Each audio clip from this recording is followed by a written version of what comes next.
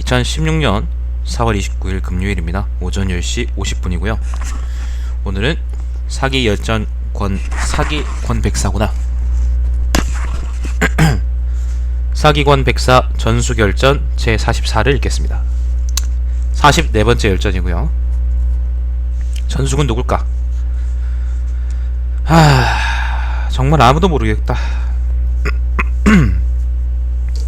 한나라 초의 사람인가 보네. 전수군 조나라 형성 사람이다.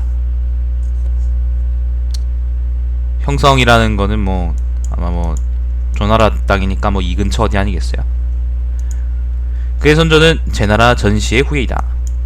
전국시대의 제나라의 왕이 이제 시가 제였죠. 그래서 전제라 그러는데 원래 강씨였다가 강씨였다가 전시로 바뀌잖아요, 그죠?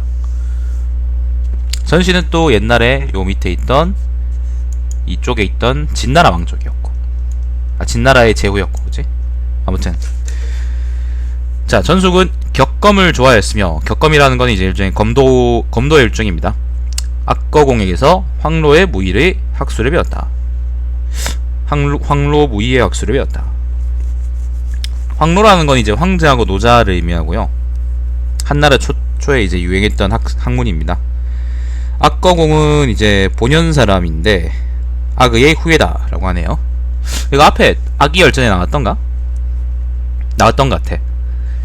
전숙은 사람됨이 엄격하고 단정하였고 세속에 물들지 않고 자신을 지켰으며 연로하고 덕망이 있는 사람들과 교제하고 내망하는 것을 즐겁게 여겼다. 조나라 사람은 그를 승상 조호에게 추천하였는데 조호는 조나라 왕 장호에게 보고하였으며 장호와 장이 아들이죠. 조나라 왕은 그를 낭중에 임명하였다. 그가 몇 년간 일을 하였는데 성실하고 정직하였으며 청렴결백하였다. 조나라 왕은 그가 덕망이 있고 재능이 있다고 생각하였지만 관직을 승진시켜주진 않았다. 왜였을까요? 마침 진이가 대나라에서 반란을 일으켰다. 진이의 반란은 이제 한신하고 공모에서 일으킨 거라고 했지. 회의무 한신이요. 대나라는 여기입니다. 한나라 7년에 고조가 토벌하러 갈 때 조나라를 지나가게 되었다. 조나라 왕 장호는 친히 쟁반을 받들고 음식을 바쳤는데 예절이 매우 공경스러웠다. 고조는 오히려 다리를 뻗고 앉아 그를 욕하였다. 이때 조나라 승상 조호 등 수십 명은 모두 분노하였으며 조나라 왕 장호에게 말하였다. 요거는 앞에 장이진녀 열전에 나왔던 얘기죠. 왕께서는 예절을 갖추어서 황상을 받드셨습니다. 지금 황상께서 이와 같이 왕을 대하신다면 신등은 왕께서 저희들이 반란을 일으키는 것을 허락해 주실 것을 간청합니다. 조나라 왕은 자신의 손가락을 깨물어 피를 흘리면서 말하였다. 선인께서 나라를 잃으셨을 때, 선인이라는 것은 장의를 의미합니다. 자기 아버지. 만약 폐하가 아니었다면 우리들의 시체는 곧 기회가 생겼을 것이오. 공들께서는 어떻게 이와 같은 말을 하는 것입니까? 다시는 이와 같은 말을 하지 마시오. 그러자 관고 등은 왕께서는 덕망이 있는 분이니 은덕을 배반해서는 안 될 것이오 라고 했다. 마침내 몰래 황상을 모살하기로 서로 상의했다. 유방을 죽이려고 모의한 거지. 이거는 장이진녀 열전에 잘 나오는 이야기죠. 그러나 공교롭게도 이른 발각되었고 한나라는 조나라 왕과 군신들 중 반란을 꾀한 사람들을 모두 체포하라고 조서를 내렸다. 이리하여 조호 등은 모두 자살하였으며 다만 관고만이 체포되었다. 이때 한나라에서는 조나라에서 만약 감히 조나라 왕을 따르는 사람이 있으면 그의 삼족을 멸하겠다라는 조서를 내렸다. 삼족이라는 건 뭐 일가 친척 전부를 의미하는 말이라고 생각하면 됩니다. 세세하게 따지면은 뭐가 있는데요. 오직 맹서, 전숙 등 10여 명만이 적갈색의 수의를 입고서 스스로 머리를 깎고 쇠칼을 차고 조나라 왕의 간호로 가정하여 집안의 노복으로 가정하여 조나라 왕을 따라서 장안에 이르렀다. 장안으로 이제 압송된 거지, 장호가. 여기 장안으로 수도죠. 광고에 모반은 조나라 왕과는 모반한 것이 분명하게 밝혀져 조나라 왕 장호는 석방되어 나왔으며 왕에서 폐위당하여 선평호가 되었다. 죄가 없는데 새끼야, 왜 왕에서 폐위당했니? 그리고 나서 장호는 전숙 등 10여 명을 추천하고 칭찬하였다. 황상은 그들을 모두 소견하였으며 그들과 이야기를 나누었는데 당시 조정 신하들로서 그들을 능가할 수 있는 사람들이 없었다. 황상은 기뻐했으며 그들을 모두 군수나 제후왕의 승상으로 임명하였다. 전숙이 한중 군수가 된 지 10여 년 뒤에 고우가 붕어하고 여씨들이 반란을 일으키자 대신들은 그들을 살해한 후에 효문제를 옹립하였다. 한중 땅은 여기고요. 이쪽이고요. 여기가 한중 땅이고, 그리고 보자. 한중이 왜 그냥 표시 안 돼 있지? 옛날엔 군수라 그랬나? 자,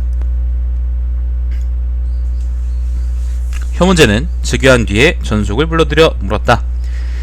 그대는 천하에 어떤 장자가 있다는 것을 압니까? 장자라는 거는 이제 뭐라 그럴까, 능력 있는 사람이라고 생각하면 될 것 같습니다. 여기서는 전속이 대답하여 말하였다. 신이 어떻게 그것을 알겠습니까? 황상이 말하였다. 여기서는 황상은 문제죠. 문제. 그대는 장자이니 응당 알아야 합니다. 전속이 머리를 조아리며 말하였다. 전임 운중 군수 맹서가 장자입니다. 이때 맹서는 흉노가 대규모로 장성을 침입하여 약탈하였을 때 운중은 약탈당하는 정도가 더욱 심각하였기에 그 죄로 인하여 관직을 해임당한 상태였다. 운중 땅이 아마 이 북쪽이 어디일 거예요. 정확히는 내가 잘 모르겠는데 아무튼 이 북쪽이 어디일 거예요. 뭐 흉노가 가까우니까 늘 이제 대치 상태인 거지. 잠시만요.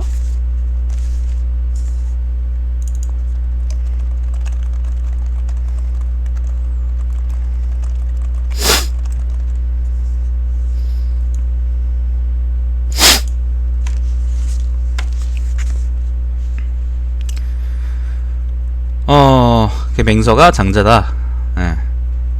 황상이 말하였다. 선제께서 맹서를 운중군수로 임명하신 것이 10여 년이나 되었다. 흉노가 한번 침입하였는데 맹서는 견고하게 지키지 못하였으며 까닭없이 병사들을 몇백 명이나 잃었는데 장자가 어째서 살인을 하였다는 말인가. 그러니까 맹서가 어떻게 장자냐 말이죠. 그대는 무엇에 근거하여 맹서가 장자라고 말하는가? 전숙이 머리를 조아리며 대답하여 말했다. 이것은 바로 맹서가 장자라고 불리는 까닭입니다. 광고 등이 모반하였을 때 황상께서는 조나라에서 만약 어떤 사람이라도 감히 조나라왕을 따르는 사람은 삼족을 멸하겠다고 매우 분명한 조서를 내렸습니다. 그러나 맹서는 스스로 삭발을 하고 목에 칼을 차고 조나라왕 상호를 따라서 조나라왕이 가는 어떠한 곳이라도 가서 자신의 몸으로 그를 위해 사력을 다하여 돌보려고 하였는데 어찌 자신이 장차 운중군수에 임명될 줄 알았겠습니까? 한나라와 초나라가 서로 대항할 때, 그러니까 유방이 통일하기 전을 얘기하는 거겠죠? 병사들은 피로하고 고통스럽습니다. 흉노의 목돌이 막 북위를 정복하였고 뭐 북이라는 거는 뭐 북쪽에 있는 오랑캐 땅이겠지. 19학번 각주 목돌이 뭐 5나라를 정벌한 것을 의미한다. 아, 5나라가 여기 북쪽에, 흉노의 북쪽에 있는 나라였대요. 그래서 이제 북이라 그러는 모양이네. 저 위쪽에 뭐 몽골계 국가였나 보네요. 우리나라 변경으로 와서 해를 입혔습니다. 맹서는 병사들이 피로하고 고통스러워하는 것을 알고 차마 나가서 싸우라는 말을 하지 못하였습니다. 그러나 병사들은 다투어서 성으로 올라가 목숨을 걸고 싸움하였는데 마치 이들이 아들이 아버지를 돕는 것과 같았고 동생이 형을 돕는 것과 같았습니다. 이러한 이유로 전사한 병사가 수백 명이나 되었던 것입니다. 맹서가 어찌 고의로 병사들에게 나가서 싸우라고 할 마음이 있었겠습니까? 이것이 바로 맹서가 장자라고 불리는 까닭입니다. 그러자 황상이 말하였다. 맹서는 현재로다. 현명한 인재로다. 그리고는 다시 맹서를 불러들였으며 그를 운중군수에 임명하였다. 몇 년 후 전속은 법을 어겼으므로 관직을 잃었다.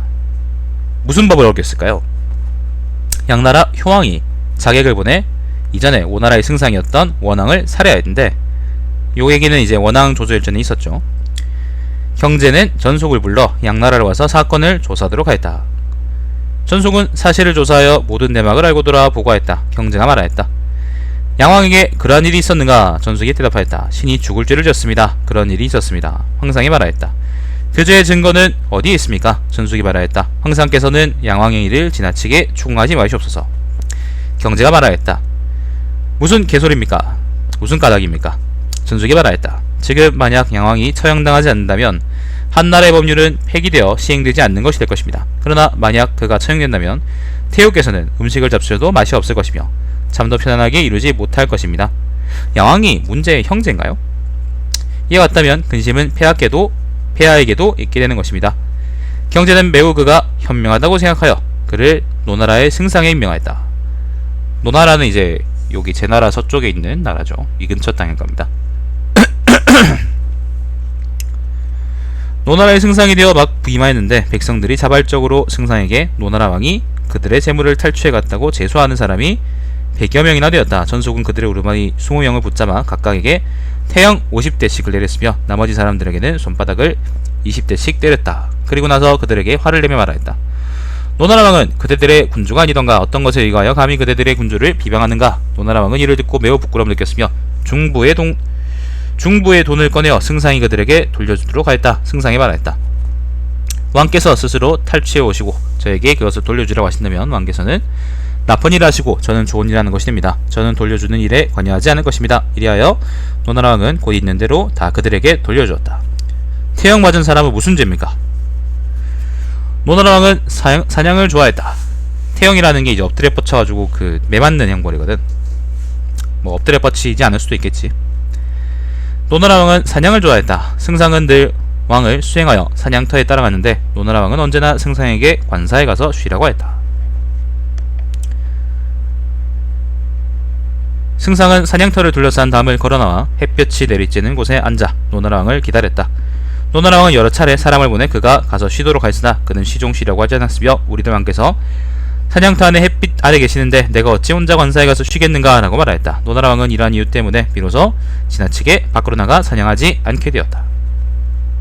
여러가지로 현명한 사람이네요. 몇 년이 지나 전속은 재임 중에 죽었는데 노나라 왕은 백근의 황금을 주어 제례 비용으로 쓰게 하였다. 제사 비용으로 쓰게 하였다. 작은 아들인 전이는 이것을 받으려 하지 않았으며 백근의 황금 때문에 선친의 청렴결백한 명예를 손상시킬 수 없습니다 라고 했다. 이번에는 이제 전숙이 죽었고 전인에 대한 얘기가 조금 있는 거 모양이네요. 조금 있나 보네. 전인은 신체가 건장하고 힘이 세었기 때문에 위장군의 가신이 되었으며 위장군은 위청입니다. 흉노를 잡은 사람이죠. 곽거병과 같이 흉노를 박살낸 사람이죠. 위청에 대한 얘기는 또 뒤에 따로 열전이 있습니다. 표기 위장군 열전인가? 위장군 표기 열전인가? 위장군의 가신이 되었으며 여러 차례 그를 따라 흉노를 공격하였다. 위장군은 황상에게 전인을 추천하였으며 전인은 낭중이 되었다. 이때 황상은 아마 무죄되겠네요. 유철이. 몇 년 후 그는 2000석급의 승상 장사가 되었다가 승상 장사, 여기 승상 장사라는 거는 뭐 관직 이름이었겠지. 관직을 잃게 되었다. 그 황제는 그에게 삼하를 은밀히 조사하여 죄인을 검거하도록 하였다. 삼하라는 건요, 삼하는 지명이네요. 하남군, 그 다음에 한해군, 그 다음에 하동군. 하남, 한해, 하동, 요렇게 세 개. 이걸 보고 삼하라 그러나 보네. 황상이 동쪽을 순시하자 전인은 사건에는 논단한 진술이 있다고 보고하여 황상은 기뻐하며 그를 경보 도위에 임명하였다. 한 달 후 황상은 그를 사직으로 승진시켰다. 몇 년이 지나서 그는 태자의 사건에 연루되어 죄를 지었다. 당시에 좌승상이 좌승상은 그때 사람 이름이 나와있진 않네. 좌승상이라는 거는 뭐냐면은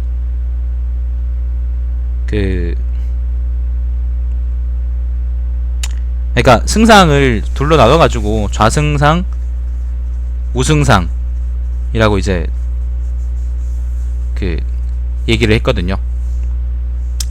좌승상이 위인 줄 알았는데 우승상이 위라고 여기 나오네. 좌승상이 위 아닌가? 헷갈리네요. 각주에는 지금 우승상이 위라고 나와있거든. 자, 아무튼 당시에 좌승상이 친위 군대를 이끌고 사직 전인에게 선문을, 사직이라는 거는 그겁니다. 관직 이름입니다. 성문을 굳게 닫고 지키라고 명령하였으나 태자를 놓아주는 죄를 범하였으므로 그는 법관에 넘겨져 사형에 처해지게 되었다. 전인이 병사를 이끌고 장릉에 이르게 되었는데 장릉령 차천추는 전인이 반란을 꾀하여 한다고 위에 보고하여 전인은 온 가족이 사형에 처해져 멸족되었다. 형성은 지금의 중산국에 있다. 형성이 갑자기 얘기 나오는 거는 아까 원래 이제 전숙의 고향이 형성이라 그랬으니까 아마 그 얘기를 잠깐 한 것 같습니다. 잠깐만요. 이것도 뭐야.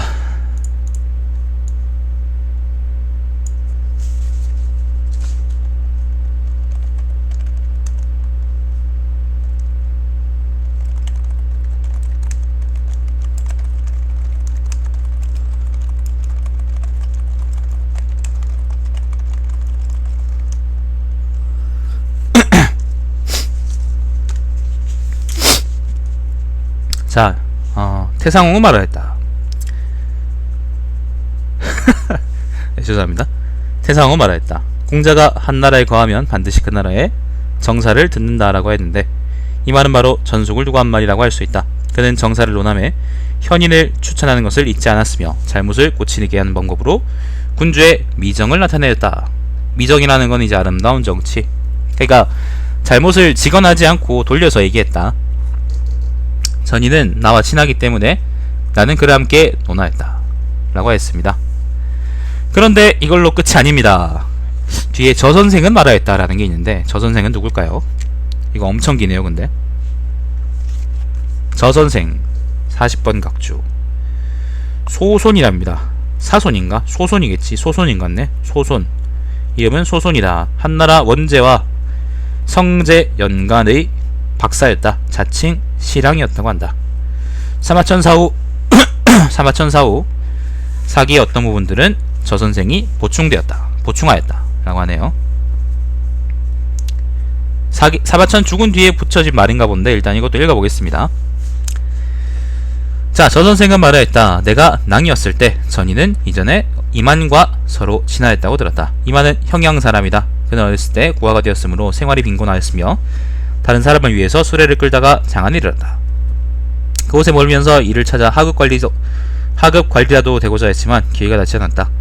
각자 기록된 호적의 근거함에 따라 그는 무공으로 옮겨와 살았다. 무공은 부풍 서쪽에 있는 작은 현으로 산골짜기 입구에는 촉군으로 통하는 잠도가 산간지대에 맞물려 있었다.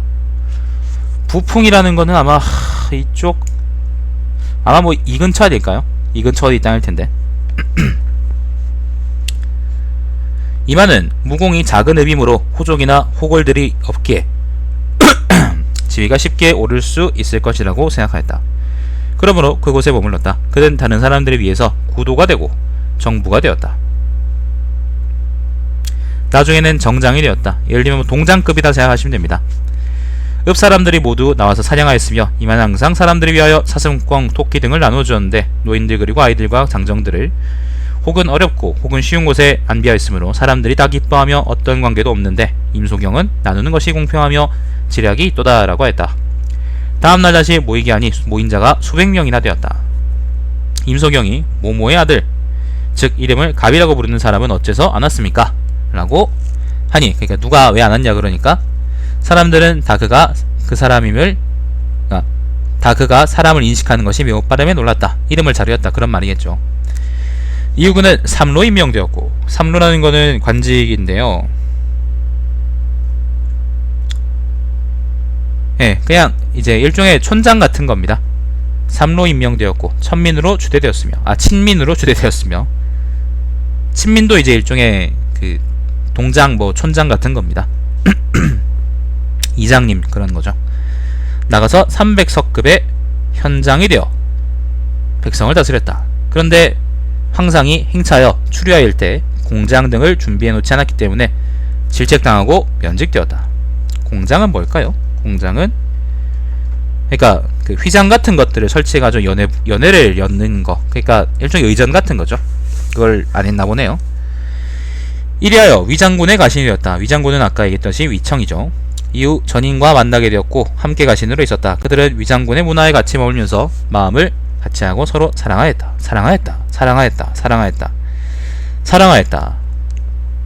이 두 사람은 집이 가난하여 장군의 가감을 받드는데 사용할 돈이 없었다. 가감이라는 거는 뭐 그러니까 지위가 높은 하인을 이제 가감이라 그러나 보네. 그러니까 하인들끼리도 서로 받드나 보네. 그러자 가감은 그들을 사람을 무는 사나운 말을 기르는 곳으로 보냈다. 두 사람은 침상을 같이 하고 누웠는데 사랑하나 보다. 전인이 조그만 소리로 가감은 사람을 몰라보는구나 라고 했다. 그러자 이만희 장군 또한 사람을 몰라보는데 어찌 가감이 알 수 있겠습니까? 라고 했다. 위장군이 이 두 사람을 데리고 평양공주를 방문하였는데 공주의 주관은 두 사람을 기노와 같은 자리에서 밥을 먹게 하였다. 기노라는 건 말탄 노예라는 의미인데요. 뭔지는 잘 모르겠네요. 뭐 노예, 그 노비 중에 하나겠죠. 노예라 그러긴 좀 그렇고 노비라 합시다. 노비. 이 두 사람은 칼을 뽑아 자리를 자르고 간호들과 따로 앉았다. 공주의 가인은 서로 모두 놀랐으며 또 그들을 싫어했으니 하지만 감히 큰 소리로 꾸짖지는 못하였다. 이 위장군의 가신들 중에 낭을 선택한다는 조소가 있었다. 낭이라는 건 이제 호위병이죠. 장군은 가신들 중에 부유한 자를 골라 말한장과 강의와 옥구검을 갖추게 하여 궁궐로 들어가 아뢰고자 했다. 그때 마침 현명한 태중대부인 조우가 위장군을 방문하였다. 장군은 추천한 가신들을 오라고 하여 조우에게 보였다. 조우가 차례로 그들에게 물어보았으나 지모가 있고 일에 익숙한 사람은 10여 명 가운데 한 사람도 없었다. 조우가 말하였다.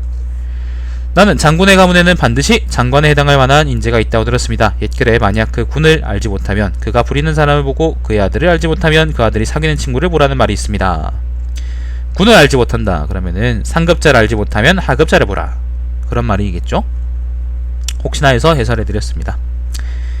지금 장군의 가신을 천거하는 조서를 내린 목적은 이것으로써 장군이 능히 현명한 사람과 문무에 뛰어난 인재를 얻을 수 있었는가를 보고자 하는 것입니다. 그런데 지금 부유한 집 아들만을 골라서 보고하고자 하시는데 그들은 또 지략도 없으며 마치 나무 인형의 비단 옷을 입힌 것에 불과할 뿐입니다. 장차 그들을 데리고 어떻게 하려 하십니까? 이리하여 조우는 위장군의 가신 100여 명을 모두 불러 차례대로 물어본 후 드디어 전인과 이만을 발견하고는 다만 이 두 사람만이 쓸만할 뿐 나머지는 쓸만한 사람이 하나도 없습니다 라고 했다. 위장군은 이 두 사람이 가난한 것을 알고서 마음이 편안하지 못하고 불만스럽다. 이 사람은 왜 이럴까? 도대체 이 청은 무슨 문제가 있었던 거죠? 조우가 간 뒤에 두 사람에게 각자 스스로 말 한 장과 세 강의를 준비하라 라고 했다. 두 사람은 집이 가난하여 준비할 수 없습니다 라고 대답하였다. 장군은 빡쳐서 말하였다. 지금 두 사람은 스스로 집이 가난하다고 하는데 어떻게 그러한 말을 할 수 있는가? 내가 추천하겠다고 하는데도 마음이 편치 않은 듯 마치 나에게 무슨 책임이라도 있는 것처럼 말하는데 어째서인가? 그러나 장군은 다른 방법이 없어 다만 부책을 만들어 황상에게 보아했다. 위장군의 가신을 소견한다는 조서가 내리자 이에 두 사람은 앞으로 나아가 배웠으며 조서로서 그들의 재능과 지략을 시험하게 되었는데 두 사람은 서로 양보하여 칭찬하였다. 전이는 손에 북을 들고 발은 군문을 딛고 서서 사대부로 하여금 기꺼이 전투에서 죽게 할 수 있는 것은 신이 이만을 따를 수 없습니다 라고 대답하였다. 이만은 혐의를 판결하고 시비를 판정하며 백관들을 다스려 백성들에게 원망이 없게 할 수 있는 것은 제가 전인에게 미치지 못합니다 라고 대답하였다. 무제가 크게 웃으며 훌륭하다 라고 말하였으며 이만에게는 북군을 감호하게 하고 전인에게는 황하 안변으로 보내 변방의 둔전과 국문을 감호하게 하였다. 이 두 사람의 명성은 곧 천하에 드러나게 되었다. 이후 이만은 익주에서 자사가 되었고 익주라는 거는 여기 파촉 지방을 의미해요. 요 땅을 의미합니다. 요게 익주입니다. 익주자사가 되었고 전인은 승상장사가 되었다. 전인은 상사에 말하였다. 전국의 군 태수 가운데 범법의 수단으로 사리를 꾀하는 자가 매우 많습니다. 그중 사마가 가장 심하니 신이 먼저 사마를 조사하여 밝히도록 허락하시기를 청합니다. 사마라는 건 아까 얘기했던 것처럼 하남군, 하내군, 하동군을 의미하죠.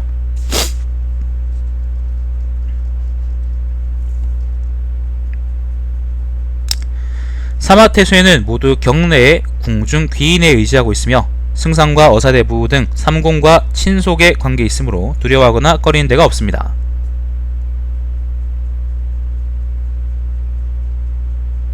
마땅히 먼저 사마를 바로잡아서 전국의 범법관리들에게 경고를 줘야 합니다.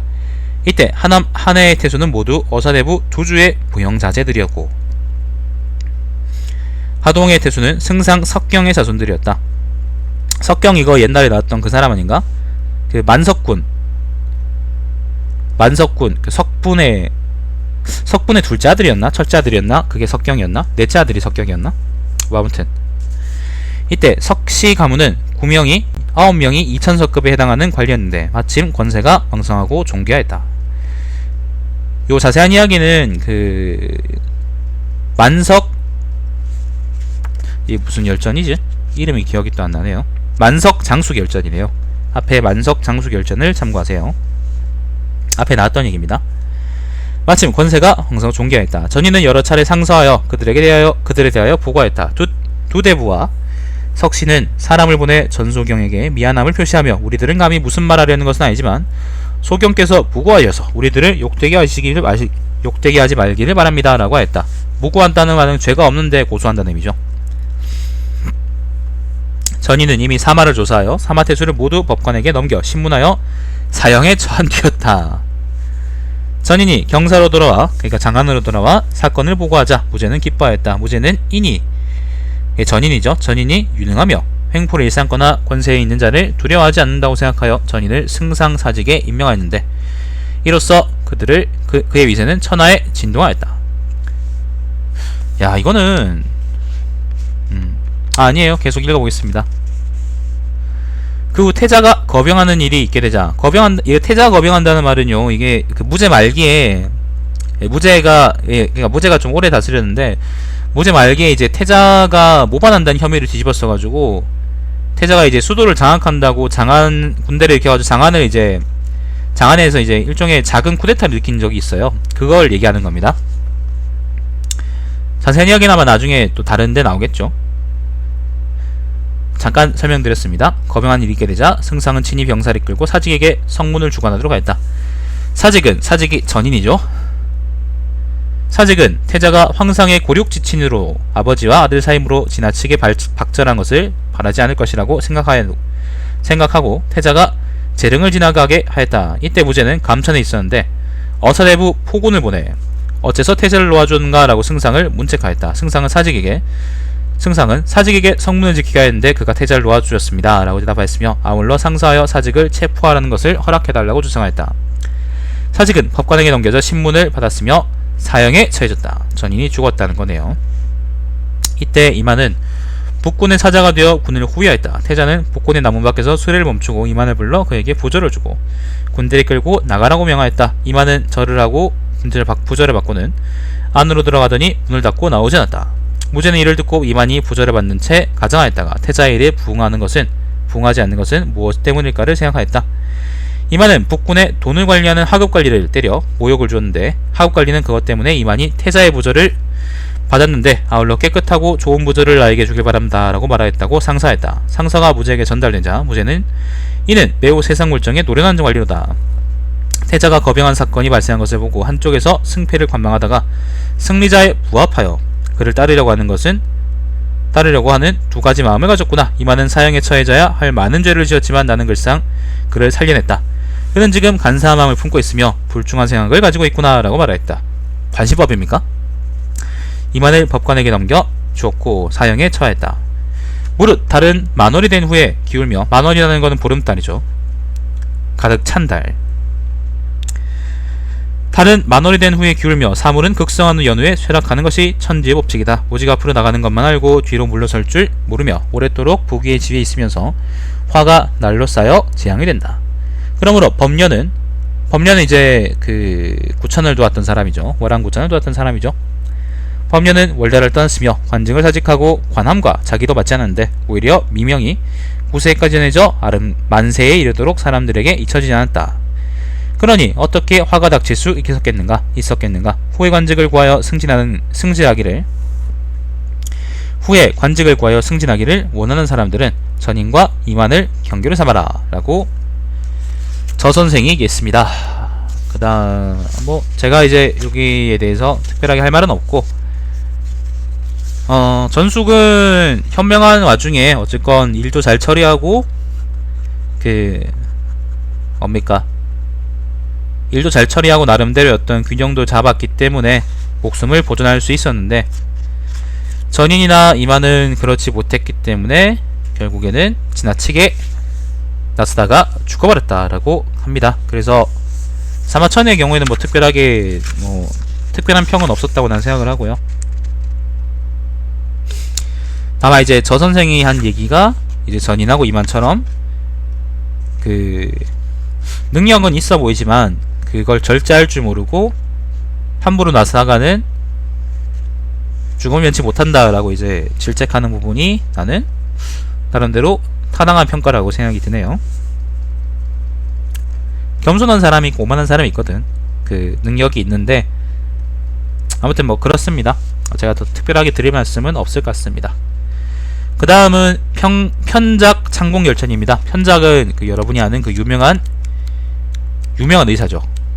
근데 이게 좀 많이 길어요. 이게 687쪽에서 724쪽이니까 이게 거의 한 몇 쪽인거야? 이게 한 30쪽 되나요? 야, 근데 지금 이걸 읽지 못하고요. 한 1시간 반 읽어야 될 것 같은데. 지금은 일단 요까지 읽고 다음에 한번 시간을 내서 바짝 요거를 읽어보도록 하겠습니다. 자, 여러분 시청해주셔서 감사합니다. 오늘은 전숙열전을 읽었고요. 다음에는 편작 창공열전을 읽겠습니다. 자, 방송 종료하겠습니다. 다음 시간에 또 뵙겠습니다.